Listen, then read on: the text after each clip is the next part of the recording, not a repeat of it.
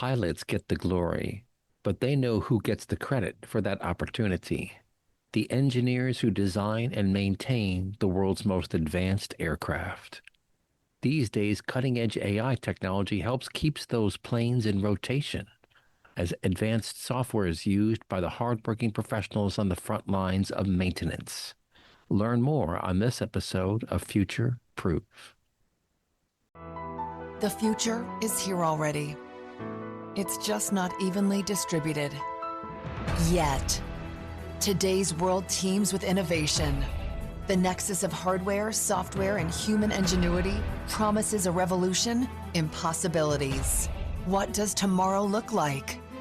Witness Future Proof. Yours truly, Eric Kavanaugh, is here. And today we're going to talk with Joe Early. He is a solutions director for the Innovation Lab at a company called MetroStar. And they're doing some really interesting work with maintenance on very expensive objects. This is, I believe, with the Air Force.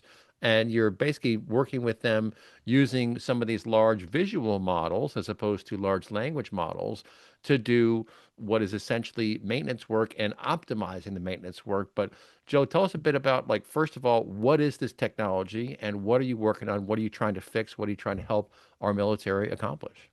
Yeah, so first, thank you so much for having us on today to talk Yeah. about Iris. It's definitely humbling to have this opportunity, and we appreciate the time. So, first, a problem statement, which is the Government Accountability Office, which is the big GAO investigators within the Department of Defense. They documented a persistent and widespread failure across military aviation. About 2 to 4 of 49 aircraft types meet mission-capable rate goals. So that means that aircraft have a sustainment problem, but also not only is it hard to get aircraft off the ground, but the cost of maintaining those aircraft on the ground is going up. And so this is being done on the backs of our maintainers. So our job here at MetroStar and what we're doing with Iris is to make the hard, essential work that's being done easier in context to what the maintainers need. So think about trying to fix something under your car in a cramped, dark space. But you can't really have anybody with you. You can't really see anything except for maybe a flashlight you're trying to hold awkwardly into that awkward space. Right. And then, and now imagine doing that inside of an aircraft with fuel and with hazardous conditions around you. So you're not just in the comfort under a car, right? That's one piece, but now you're actually inside of a tank with gas and fumes, Hmm. and it's dark, and you're trying to figure things out for how to do the work. Wow. It's hard to breathe. It smells like jet fuel. Fixes aren't always the easiest to do. Sometimes maintenance is actually done above your head where you can't even see it because the spaces are so cramped. Wow. So that leaves a lot of room for error. And so that's ultimately the problem that we're trying to solve there with Iris. Well, years ago, I interviewed someone from Ford Motor Company. This is, gosh, it's got to be 7 or 8 years ago now. And they were getting all excited about this visual recognition technology for car parts, where you would just point your phone at the part and it would say, oh, this is X part or this is Y part, which is incredibly valuable information for being able to fix something and know what part you have to get and know what, what it connects to, all that kind of stuff. And that's kind of what you're talking about here, right? Is using visual to AI technology, and there's a specific word I'm forgetting to use, but basically it's an optical model that's designed to see what something is and then tell you what that something is. And that's what That's right. Iris is doing, right? That's right. So maintenance has been done the same way for 50 plus years on aircraft. And so what Iris is doing, one, it's a camera that sits on top of the face mask for maintainers because this is done in a fuel I hazardous see. conditions. I It's see. actually a 3D printed connection to the mask. So there's no change to how the mask fits. There's only an adjustment to how that information is being shared outside of the tank. So what we're enabling them to do is now we have a camera that sits right on top of the mask. Next to the camera are two lights, and then with the maintainer around their neck is now comms. So Hmm. now you can talk, Hmm. you can share the video, and your hands are free. free hands with lights right there. Everything is Mm-hmm. called class one div one. So you can take light and camera and electronics into the tank without creating additional risk. And what that does is that's a wired connection that goes to a cart, an air cart, and a communication cable outside of the tank, connecting to a computer on the cart, which now allows us to have a data feed from inside of the tank to outside the tank. So now on a tablet outside, or even through conference call, we can bring as many people as we want inside the tank with the maintainer, Oh, interesting. and we can That's very connect cool. it to LLMs. There's things called tech orders, right? From your example with Ford. How do I know that I'm fixing the right thing in the right way? Well, you actually need documentation that is Mm-hmm. explicitly stating, here's how we fix it. Now, what we're able to do is now you can have a pair that says, here's what you're seeing in the tank, and align that with the tech order that says, are you fixing the right thing in the right way? And now you're getting a live feed of the in facts around the fact that you're fixing the right thing in the right way. And then afterwards, instead of what maintainers do today, is they draw a picture of what they just worked on and they turn that over to the maintenance desk to say, here's what I just fixed. Now go QA it. Go make sure there's quality control around it. And what was happening, this just came out in Business Insider, which was one of the maintainers told the story of, oh, well, there's a puddle tomorrow. How do I know if you fixed the right thing? There's not Mm-hmm. that log. There's just the hand-drawn picture of what you thought Wow. you just fixed. Right, right, right, right. And so we're able to not only log the video, but we're also able to in tank communicate what's being done in the right way in order to validate and verify, meet some of those system engineering principles, what's being done. Well, and also, these devices are heavily instrumented these days. So you're able to, I'm guessing, to pull all sorts of data from the tank, from its usage. It's an IoT solution, right? Internet of Things, where you've got sensors all around the tank. And you can, I mean, this has been going on in like the Air Force for a long, long time now. Predictive maintenance is new for many industries. It's not new for the Air Force. There was a guy I talked to 20 years ago who, when I was working for the Data Warehousing Institute, who said, yeah, this is what we do. We've got instruments on all these different parts of the engine, and then you monitor all that data, and you can predict based upon what's happening with this part, what's going to happen with that part. And so what they learned is, hey, when this rotor starts to act funky, we have to act quickly. Otherwise, this downstream part is going to break, and that's the expensive part. And that's kind of what you're talking about with predictive maintenance, right? Actually, it's a more holistic data picture than that. Hmm. So zoom out and say, is the predictive maintenance work currently being done the whole picture of data needed to actually predict maintenance? Hmm. And the data that's collected off of the aircraft based on these conditions often come from the sensors, Hmm. which means that you're getting the engine readings, you're getting all these different consumption of parts, maybe from the supply chain upstream saying, if I ordered this part at this time, based on the wear and tear, I'm able to maybe better predict things. But imagine, so this took 6 years to get through because this isn't just about a camera sitting on top of your helmet. This is about making information accessible on the flight line in a protected way, putting a computer on the flight line that is safe, intrinsically safe to be present on the cart, Hmm. which is now you're not just collecting the sensor data, we are collecting video maintenance logs and audio. Hmm. That is the entirety of what we call a work order, which Hmm. is you're able to ingest the data as it comes off the aircraft in a as is state, raw data coming from the sensor saying this is what the engine is reading. But now we're able to go in and see from a non-deterministic way what was the quality and condition of the part as inspected, when it was inspected, and then you're able to take the audio around that to say here's what's the knowledge base around that, so you're able to get more of a holistic history in order to now create true predictive maintenance because you have a more well-rounded definition of metadata to go into Sure. that model. And so we're Sure. enhancing predictive, what the Air Force has been doing on the predictive maintenance side, in many different ways, just by different modalities that we're collecting.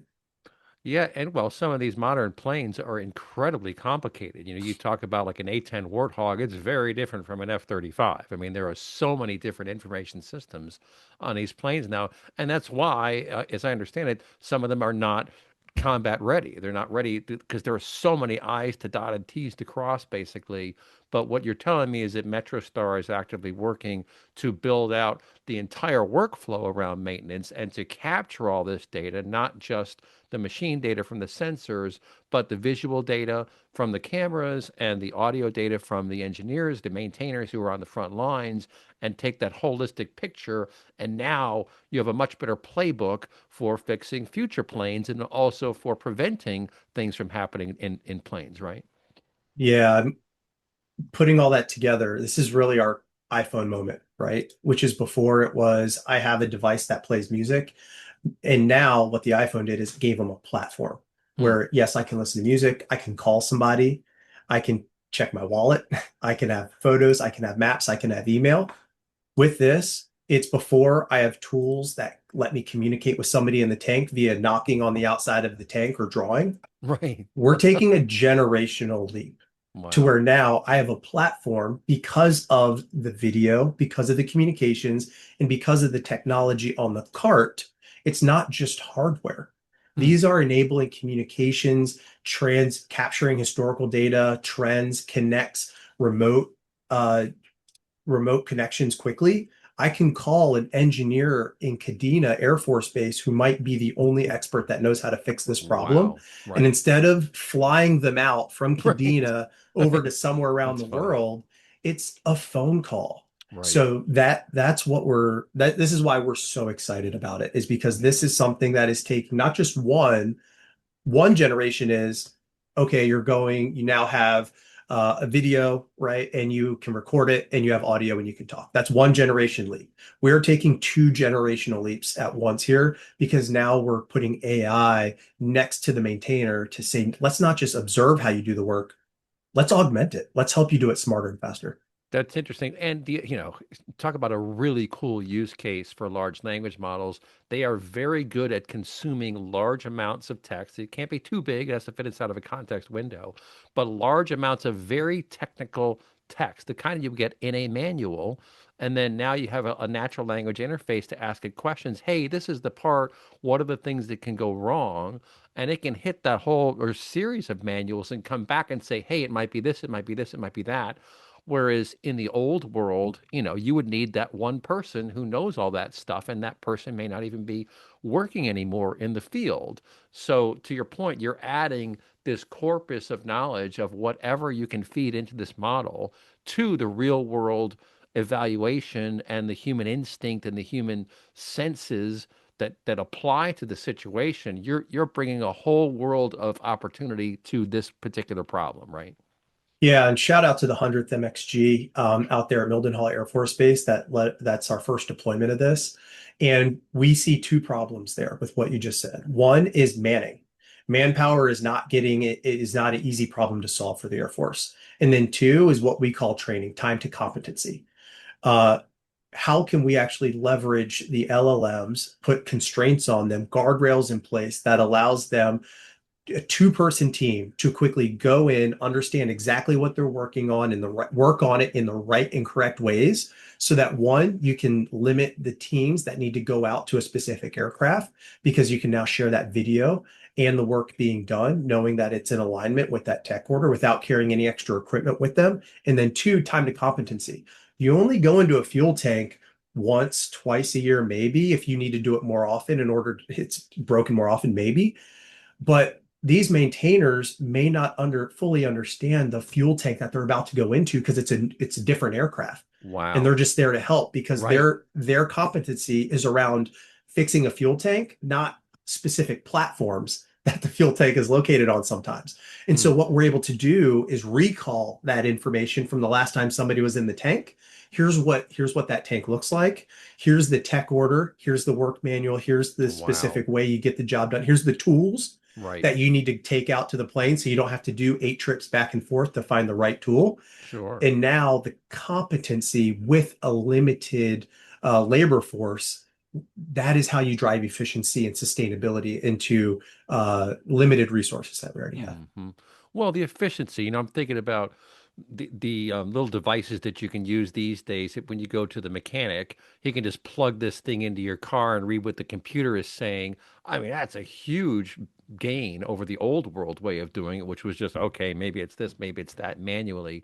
But you're talking about being able to do that for highly diverse fleets of machines there are all kinds of different variations on them. And to your point, someone on the job may not have seen this kind of machine before, but now through this network that you have through MetroStar, you can tap into this body of knowledge of understanding that includes not just the manuals through like a large language model, for example, but the actual human conversations about the last time this encounter or this problem was encountered, right?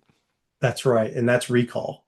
Our ability to, during the maintenance process, there is planned maintenance and unplanned maintenance. Hmm. Unscheduled maintenance, unplanned maintenance is one of the big drivers of downtime because you've got to go triage the information. You've got to go inspect the aircraft. You've got to go figure out what's wrong with the aircraft. You've got to talk to the maintainers or the OEMs about Hmm. what's wrong. And then you've got to order the part and then you got to fix it. That is a Hmm. whole lot of things that are non-deterministic, and in some ways unpredictable that we're now taking what you said and we're shrinking that timeline so much more because of the ways that we are bringing that information together for those maintainers. Yeah, that's really cool. And so the other cool thing you're doing here is you're really helping the maintainers know that they're on the right track. I mean, this is the problem. It's like when you lose your keys and you can't find your keys and you don't even know if they're in your house. It's the most frustrating thing in the world, right? Like if maybe you were out at a friend's house or something. If you don't even know that they're in the house, it's very demoralizing looking all around the house to find this darn thing. So what you're doing is you're really expediting the process and keeping the morale high of the maintainers because now they know they're at least on the right track. And typically, when you're troubleshooting, that's the most important thing. Am I even moving in the right direction as I try to solve this problem? Knowing that, I think, is huge for morale, right? Huge for morale. You're saving on incidents. Imagine fixing the wrong thing because the wrong picture was drawn. Right. So the time saved based on incidents. Next is remote technical assistance. Because the person who has the most expertise may not be local, Hmm. you're now reducing the rework needed to go into the tank, take time into the tank, which is life, right? Safety. Right. And that you now have the person who has the expertise working with you right then and there. And you're limiting the time in tank. You're reducing turnaround time of the aircraft because instead of it, hey, call me back. I got to jump into the plane. I got to Right. jump into the plane for two Right. hours. I'll call you 4 hours from now when I figure out what the heck you were talking about. And Wow. then, and then one of the processes is how long does it take to get information to that engineer before Yeah. it's up to about 6 hours because you got to empty the tank. You got to empty the tank and then you've got to go take a picture and then send that to the engineer. It's time.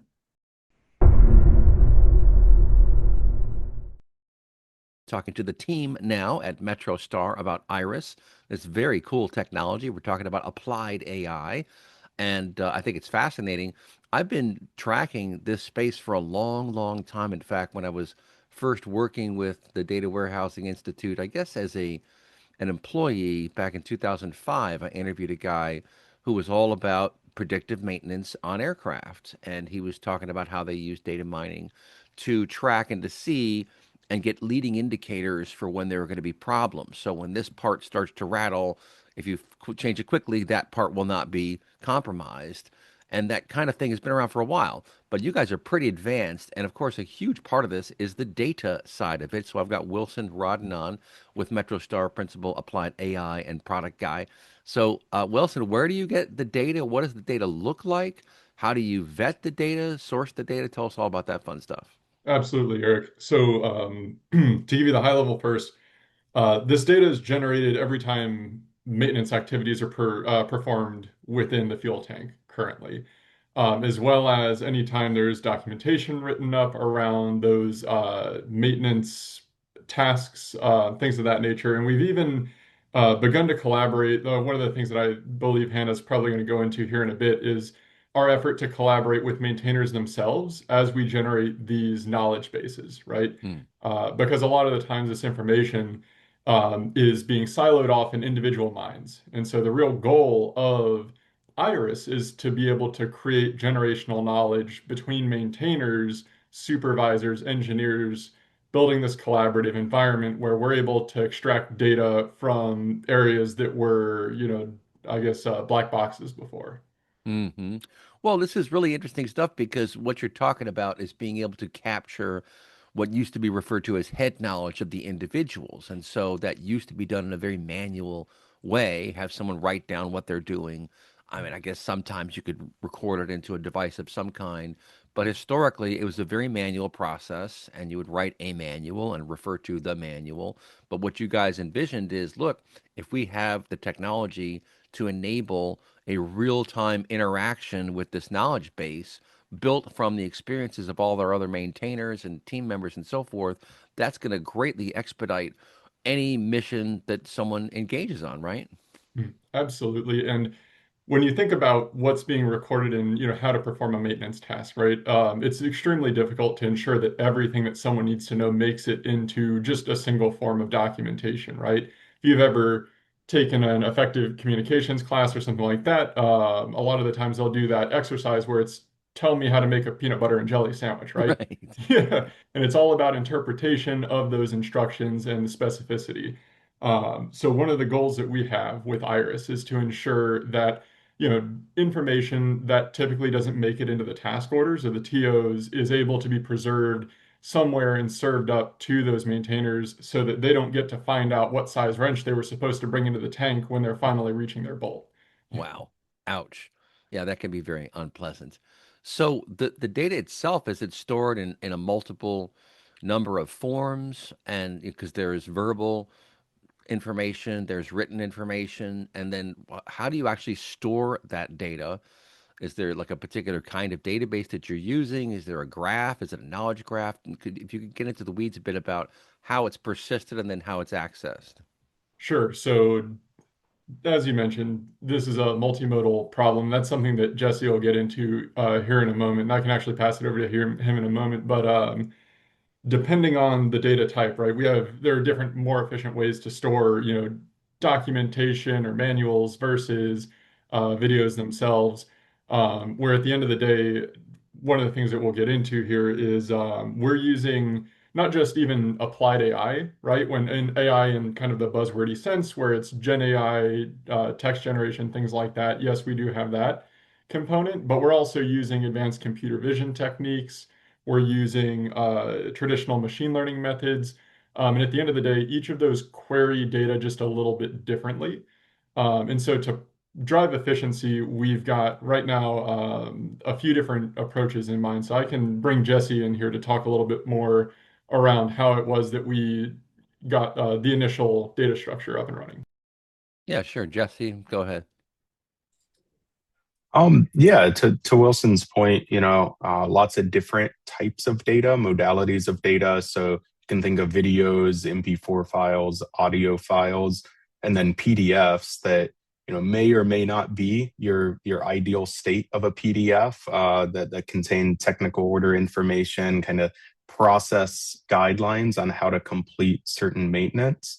So yeah, they're all read in different ways, stored in different ways. But ultimately, we're doing a lot of business logic and processing at ingestion point of this data, so that it ends up in one kind of common playing field and can provide context and inform various models that the end users are interacting with. That's pretty interesting. So you've got multiple models too underneath the covers, right? And maybe I'll throw it back over to Wilson. And this is one of the cool things about AI is that it's, some people say, oh, we need to buy the AI. Like, okay, well, which one?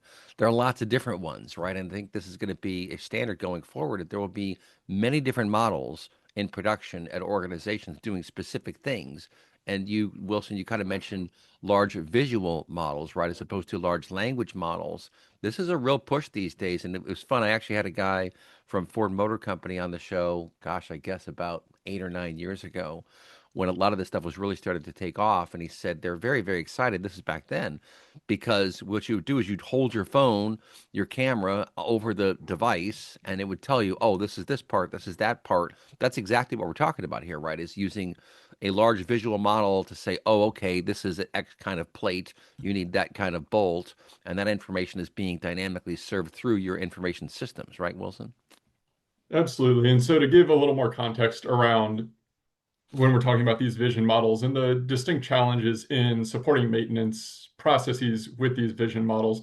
If you think about traditional computer vision in the sense of, object detectors, things of that nature, they typically don't care about time at all. So that would be if you're parsing something like a technical order or a manual on a specific repair order. Those are static images, right? There's nothing, page one, the text informs page two typically, so context matters in that regard, but a picture on page one isn't necessarily related to the picture on page two. Hmm. Whereas when we're dealing with video, the way that we phrase this in the machine learning world is temporal awareness, right? So we know that time is a forward moving context, right? So as information is presented to you frame by frame, we know that things in the past and future also matter for that. So one of the real challenges is figuring out how do we make these models that not all of them are temporally aware, but how do we make it so that they are more video friendly, more so than just individual image friendly. And Hmm. that's a particularly fun challenge. Well, I was going to say that's something we could dig into here a bit. So, what you're referring to is the fact that a photograph of a part is a static image. But when you're walking someone through a process to fix something in a video, well, that's not a static image. That's a whole series of images. And there is the time dimension which comes into play here. It doesn't mean that you have to complete the task in that amount of time necessarily. But the point is, time is a dimension here as opposed to with a static image. And I remember interviewing a guy whose company is actually delivering the data into Meta's Llama 2, Llama 3, Llama 4 engines. So they're the data orchestration engine, basically. And he was joking. He said, look, all the text in the world can be consumed by GPUs in a day. But video is a much different story because with video, now you're capturing everything. You're capturing the audio, you're capturing all the pixel changes and everything, and being able to identify an object in video is therefore a little bit more challenging than identifying it just in a static shot, right, Wilson? Absolutely. I mean, when you're dealing with video, the same object can look very different depending on the direction that it's facing, depending on lighting conditions, obfuscation, how much of it is occluded from frame, things like that. Mm-hmm. Mm-hmm. Um, So I'd love to bring Jesse in here to talk a little bit about some of the strategies that we're using to bring that temporal modality into play. Yeah, go ahead, Jesse. Yeah. So, yeah, thinking about, video at its core, right? It's progressing through time. Things are happening in a particular sequence. When you look at traditional methods for even something as simple as searching information within that video, you might try to enrich or extract information from individual frames. That individual frame is not going to give you information on what happened before or after that frame. So there are models out there, and we're working on techniques right now and have implemented a few techniques on how to provide context to one, the user, and inform the search and inform large language models on context about what is happening around the frame. So there's a few techniques. I'm not sure how deep in the weeds we want to get, but there's a few techniques on how to do that. Yeah, But I'd yeah, I'd be curious because you can, so just to explain it to the audience out there, I often use the example of Shazam for a modern implementation of AI. And it's fascinating. All the kids know they can just all the songs on the radio, they hit Shazam, it goes, "Oh, this is the song," because it has a signature, it's watching for a certain pattern. They've obviously assimilated this song into their either a vector store, I'm not exactly sure how they do it, but there's a signature to it, and you can get the same thing with the motion of something.